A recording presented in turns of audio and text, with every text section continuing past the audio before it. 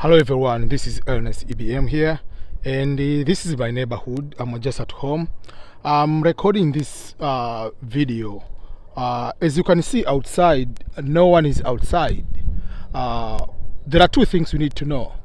There is one, overall life in America, in many neighborhoods, and secondly, the COVID-19. How does the lockdown, how does that work? Because many people are asking me a lot of questions about what is the situation on the lockdown. How do you stay inside all the time? So I want to give just a quick preview how things work. Number one, as you can see outside, no one is outside. This is not overall because of the coronavirus. This is overall the life in America. Even if you come here during the summer, you come here 2 years ago, you don't see people outside just going everywhere. Why? Because the lifestyle of America or of Western culture is by itself, by design, social distance. That is how it is. The life itself is a social distance life because people don't just go outside and hang out with all other people and everyone outside. There is car coming. So I wanted to make sure that you understand that. So when we are talking about the stay at home order, we stay at home even if there is no coronavirus. So you go to work, you finish work, you come home. You come home, you stay with your family. You don't just leave at work, you go to the bar and start drinking, and then you start driving all the time while you're already drunk. We don't do that. So what do? If that we don't do that, you drive, you come home. You just stay at home. You don't just go to the neighbor in normal way unless otherwise you have appointment, whatever. I cannot see my neighbors even for a month, which is normal. And they don't expect me to see me or to see whatever unless others you call them, you have something like that. You have friends, you have to make sure that you have a way on how you can be able to communicate. If the kids want to have a play date, you can just communicate and plan, okay, what about this Saturday or the next Saturday? If there is a birthday, you give invitation at least 2 to 4 weeks in advance so that people can be able to plan their things, can be able to decide what they want to do. If they want to get together, and they can be able to do that. But apart from that, what other things will be able? The homes, as you can see, these homes, as you can see, they look like just a small home. And this is one of the things which are different from here and many homes in Africa. Many homes in Africa, we want to make a very big show. So we usually put, especially outside, a very big fence, big shape outside, how the house look like, and make sure that way. So you see, most of the homes, they don't have fence. If there is a fence, it's just a tiny like that way. It's not a very big gate. It's not like you are going to put like outside, like the building has to be a bigger roof, all this crazy stuff just to make a show off. The home like those one, the home is inside, the home is not outside. So the home inside are designed to make sure that you can be at your home even for 1 week without getting out, and you are comfortable. That means you can be able to have everything, you can be able to enjoy almost everything compared to many places we have been able to see. You have a very nice home, but you don't put good environment either inside, so you end up to have to be outdoor. So that is what is helping Western countries with what we say stay at home order or social distancing. By design, people already stay at home. By design, people already do things of that. Like in a normal way, for me, if there is no lockdown on Saturday or on Friday after work, I come home, I stay at home. I don't go unless otherwise I go on Sunday to church, or if I've done shopping, I'm done. So I can stay 2 days, 3 days. I just go outside to get the mail, the letters. That's all, which they bring at home. So it's just to go outside or take out the trash outside. But in a normal way, you don't have places to go and just hang out. So if you want to go out, you can go with your family. go to the park a little bit and just play around, or you go to the restaurant, eat, and then come back home. So that is what many people do here. So this is one to share with you this way, so that you can be able to compare when we say sometimes when you are going to implement the total lockdown, you are going to implement stay at home orders in your country can a little bit be very different in African context. So I want to make sure that we are all in the same page to understand what we mean. You can see the home over there. That is the fence, which you say that is a very, very nice fence. It's just a tiny small fence like that one. It's not like a big fence. It's just like going to protect everybody, like thieves and the people of all those sort. So why is staying at home order and social distancing is a very complicated concept and difficult to implement in African context? Number one, we are talking about the culture. As I said, here culture is a social distancing itself. People stay inside. You have to have appointment. You have to make sure that you don't just go, let me go to hang up. Yes, there are some neighborhoods people hang out outside. I agree. There are big cities, Manhattan, Chicago, wherever you go there, you can find there are people they're outside. I understand that, but if you go in detail, if you go to the normal communities, people have homes, not like those big buildings apartment wise. Like in a normal way, people stay inside. There is that lifestyle, but when it goes to many African countries, the homes are not designed for someone to stay inside. You are designed to go there to sleep, then you go outside, you continue with your life. So if that's the case, you have to create infrastructure which allow people to stay at home. The infrastructure doesn't allow. Sometimes we have problem of electricity.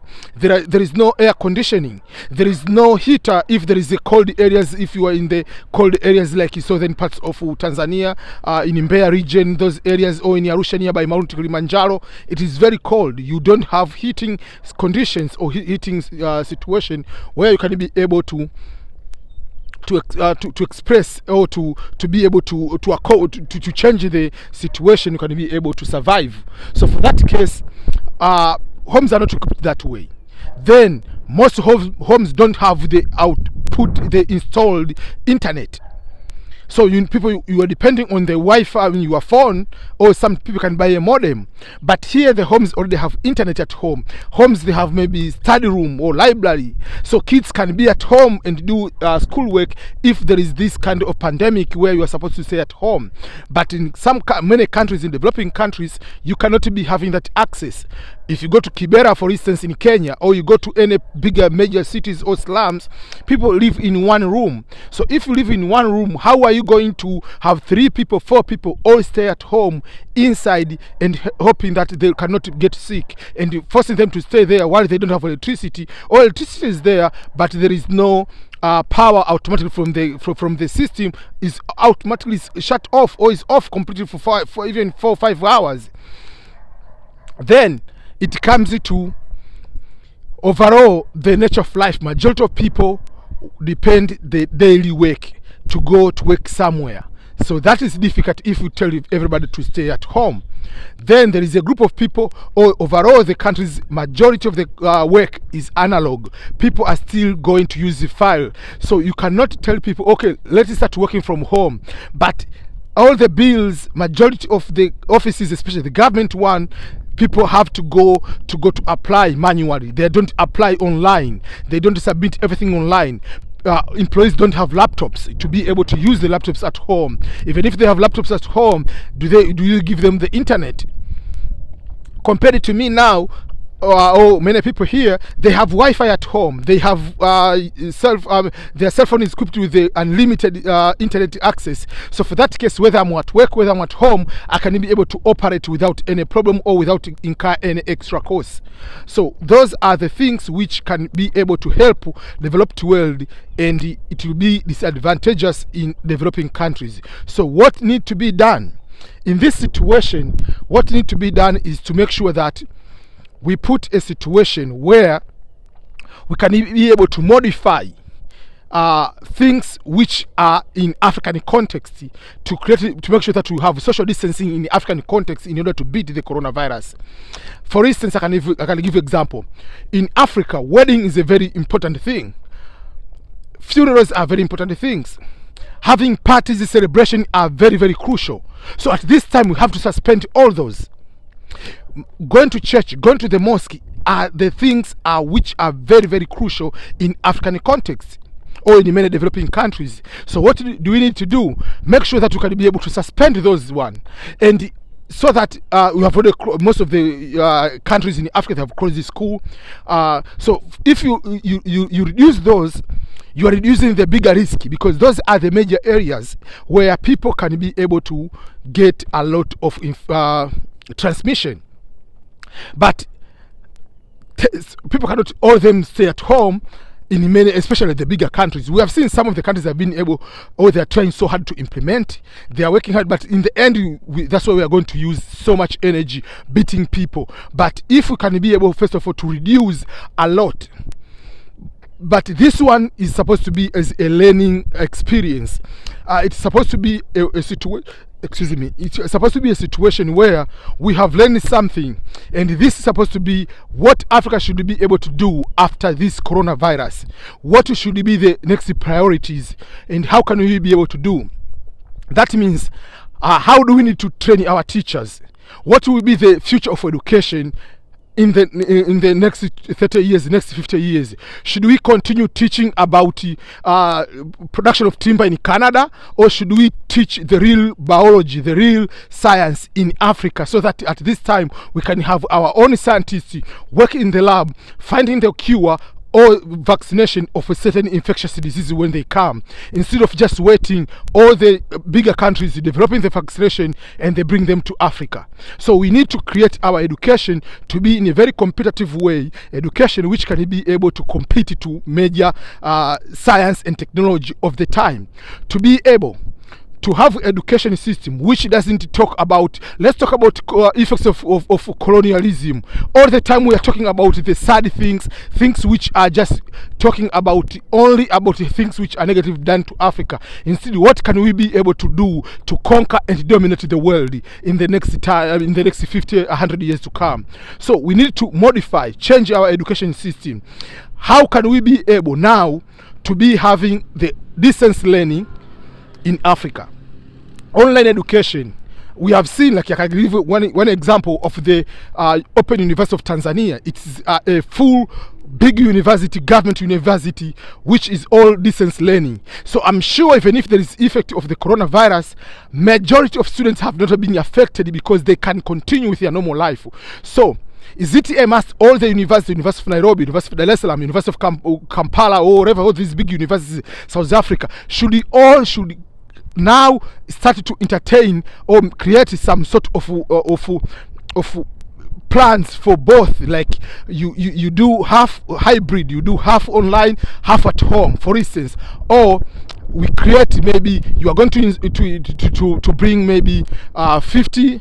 You're going to bring to enroll maybe 5,000 students. Half of them they will be doing online, half of them they will be doing work from home. So if we be able to do that way, we can be able to have the students working at school, but at the same time they can be able to work full time. At the same time, those students be in a position to compete. Those students to be able to study from home, and also at the same time to have jobs, to be able to work full time. And that will be able to have someone graduating at the university at the same time has 3, 4, 5 years of work experience. Instead, you find some African guy or African girl is 24 years old with a bachelor degree. If you ask what is your work experience, the work experience of that person is, you come to find out, is just like you can see the ducks over there. So you can't find out the work experience of the work experience of the person with 24 years old is just went to do attachment, which you call practical training, field, or just some sort of internship. But people do not do other work as volunteering. People do not do things of different to develop their careers. So for that case, it brings some challenges when we want to compete, when we want to apply for scholarships, when we want to do other things which can be able to expose us to the world competition. So this will be a lesson. Again, this is another lesson. A lesson, how can we be able to allow maybe professors, when they are going to teach, to modify what are the assignments students can be able to submit even through email, instead of just all the time like that way. So the instruction has to change, because this pandemic can come another kind in next 35 years, next 50 years to come. So we need to prepare for the next one. It has been happening after a couple of years. Things of this nature usually happen. So if these things happen, in the end, what is going to do, we need to be ready for the next one, and not just waiting for the white people or for the developed countries to come and try to solve, or to just to be savior of this world. We are in part of this world. We are in together. We need to be able to compete. We need to be able to do that. As you can see, I've been walking, going to the park. The park is just like just like a few steps from here. I can show you. So this is part of my neighborhood. So even if there is a lockdown, you are allowed, as you can see, you are allowed to come and to go to do a workout. You are allowed to go. As you can see, there are some people, a person there with the kid just walking around. There are some kids, they are just doing a bike. But you cannot just be like 5 people just playing around on the park. You are allowed to go and walk, go and run, but you cannot be used to use equipment, especially for the kids. The slides, they are being closed, because you never know who has been infected and who can be able to transmit those diseases. So those are the things I want to make sure that you understand. So sometimes the countries over here, they have in this kind of advantageous situation, but in Africa you might work on take a stay-at-home order. What does that mean? How can we modify people to be able to stay at their home? But we cannot be able to tell them stay at your home 100% and don't get out, like in America, where someone for me, I can order food, I can order things can be delivered to my home. You live in the place where you don't have the address. How are you going to order? And you are waiting for the border, someone on the motorcycle to bring you the food. You never know what if the person is not a company. What if he's going to put some disease over there and infect you? So there are so many things which we need to make sure that we can be able to do. Like, okay, in terms of market, how can we modify our markets if something happens? In terms of education, in terms of health, in terms of everything, we can be able to see what we can be able to do. But we cannot be able, which I believe, make a very full total lockdown, like someone that to stay at our home. People don't have equipment to do exercise at home. Many places you might end up with people getting sick just by being inside the house, or just staying at your home all the time. That's why you are allowed to go for a walk. Why are you allowed to go to work, to get outside like kind of this way? Is because it can help you release some stress, because you're staying at home sometimes is very stressful. Myself, when I came to America, it took me longer to understand that why people don't stay outside. I have to be outdoor all the time.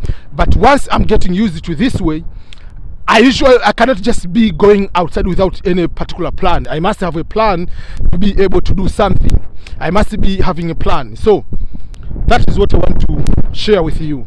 So let me give you some, if you can see, this is just one of the way you can shortcut like this way to go to home.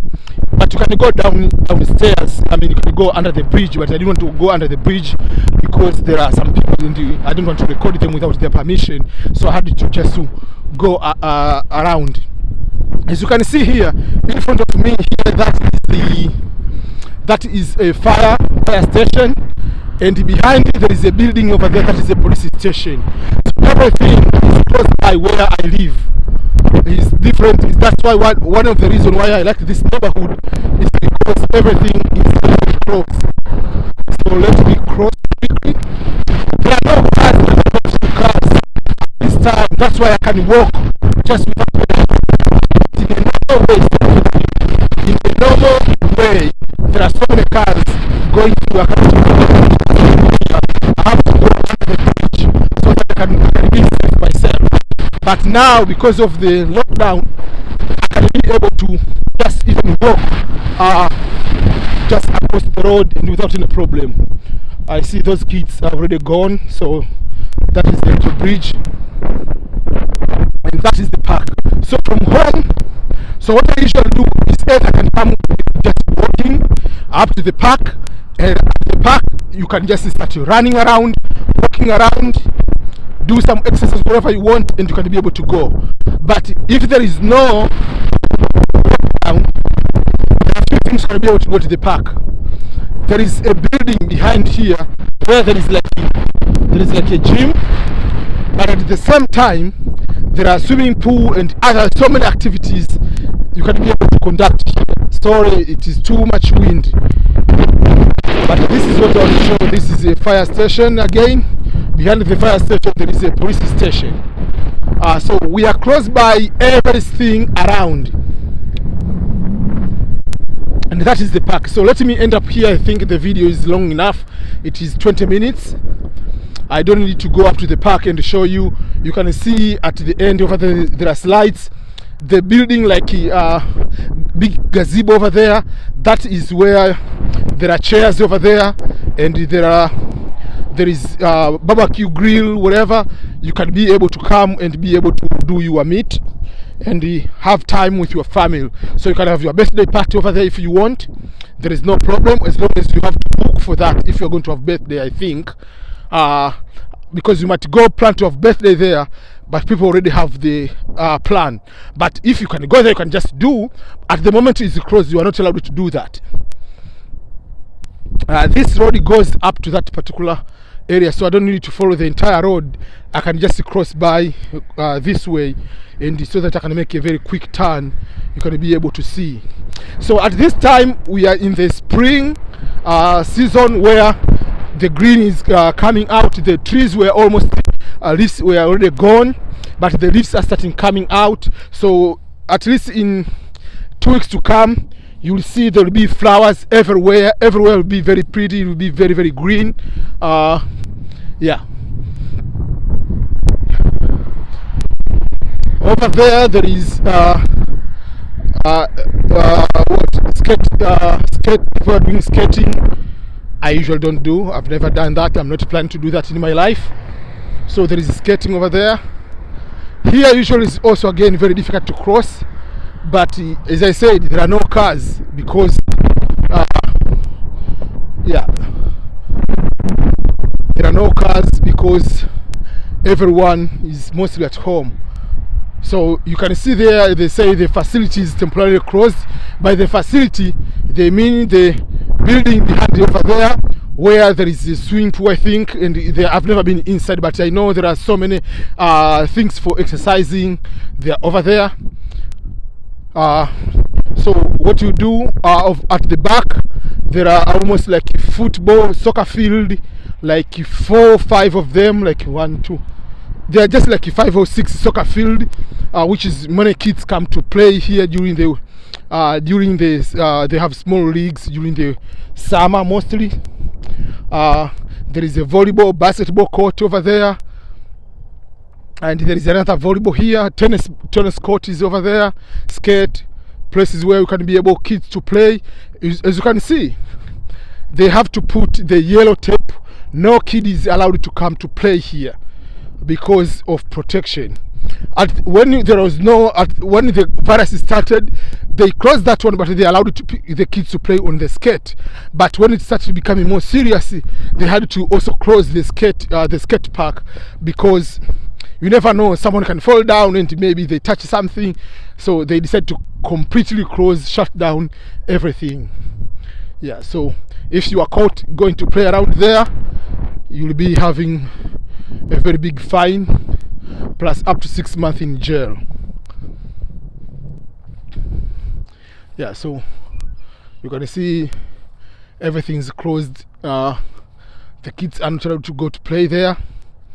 This is a volleyball, and that is where I was telling that you can come and do your barbecue, or you can have a small event if you want. And behind that building there are bathrooms, toilets, and yeah, that one is hotel. So you can keep walking around all this one. So if you turn around, 1 lap up to the end is 1 mile. So depending how many miles you want to go. So if you do 5, you know for sure at least you have done at least 5 miles. So I want to end up this video here, and thank you everyone. Remember to subscribe and try to be safe. Make sure that you don't get any just even if whatever country you are, no matter what job you are doing, try to follow the medical precautions and stay safe. Thank you everyone, and goodbye.